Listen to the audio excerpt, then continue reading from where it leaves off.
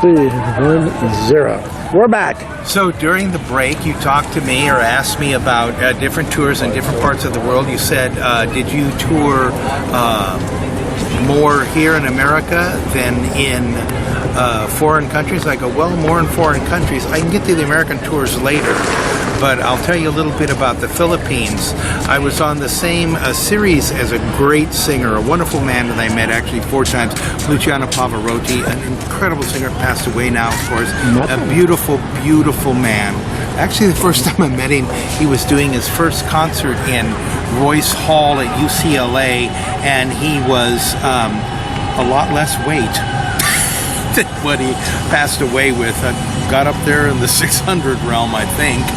And anyway, but so there I am in the Philippines. What was that? Okay, I did concerts there at the Film Life Theater in Manila under the auspices of the great, should we say, impresario, or even a great musician of the time, Redentor Romero, and had many albums out, orchestral conductor. Loved my version of the Chacon, by the way, by Bach. That was his big comment. And, you know, we had many adventures in the Philippines. I remember one time we'd been to the Red Fort, and he was taking me out for dinner at a Chinese restaurant, and had some very controversial comments. I guess everything's controversial nowadays, isn't it? Well, that's my nature.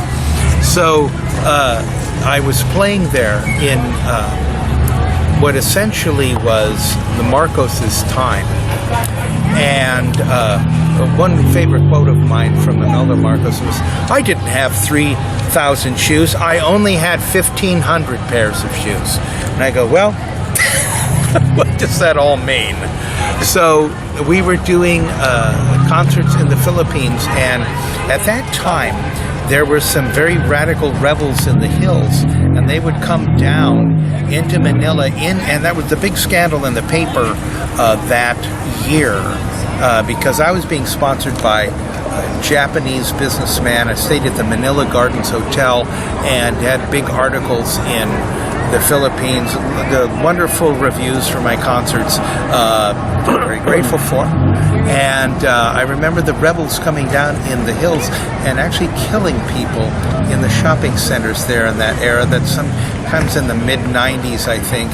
And so I had many, what should we say, I've had many harrowing adventures in India, in Brazil, the Amazon, for instance, which I'll talk about later. And I have literally 100 stories about every place I've played, not exaggerating, because when you go out into the world and you're touring the world alone, people don't understand that. And I go, well, you're getting on the plane, you're in the hotel room. You had no manager, no tour director, nobody?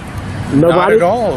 They would book the gig, and I would go out there, and I would be alone in the plane, alone in the hotel room, wow, alone in everything. And so I toured. When people say, have you traveled the world? I go, and alone.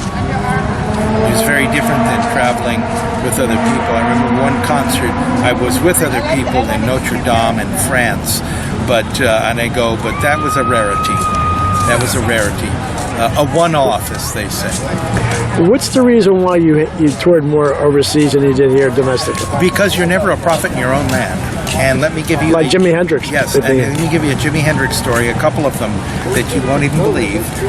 But we just heard the national anthem. Yeah, and I go, believe it or not, I have a buddy that played the oud. He passed away a couple of years ago. I gave him the eulogy.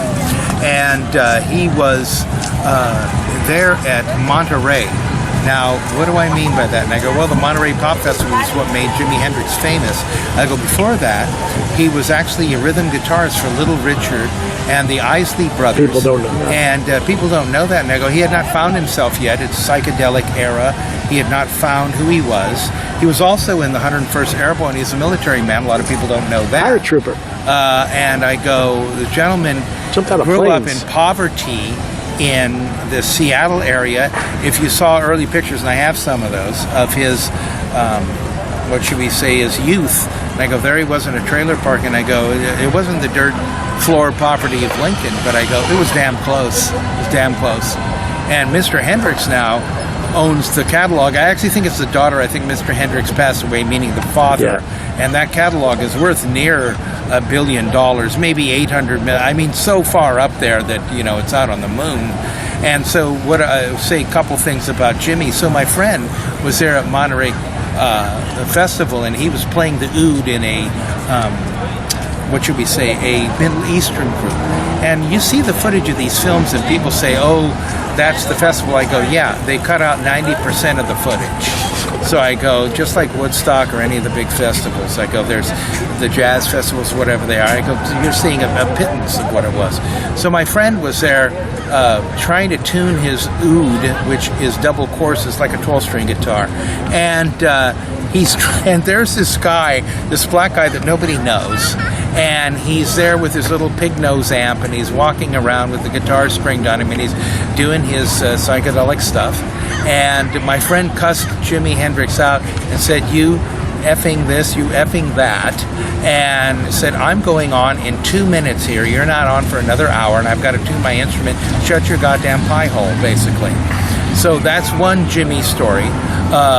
And before that, Jimi had made it on the top of the pops in England, but a little earlier, I go, well, he was doing the Chitlin circuit, as they used to call it back in those days, and he was a rhythm guitarist for Little Richard and the Isley Brothers. Little Richard probably always tried to take credit for his rise to fame, and I go, don't do that, because that's just not true.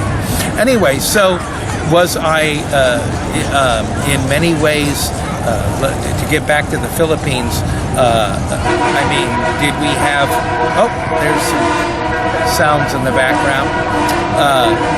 Did we have a good time in the Philippines? And Luciano Pavarotti was on the same series as him and playing wonderful concerts there? Yes.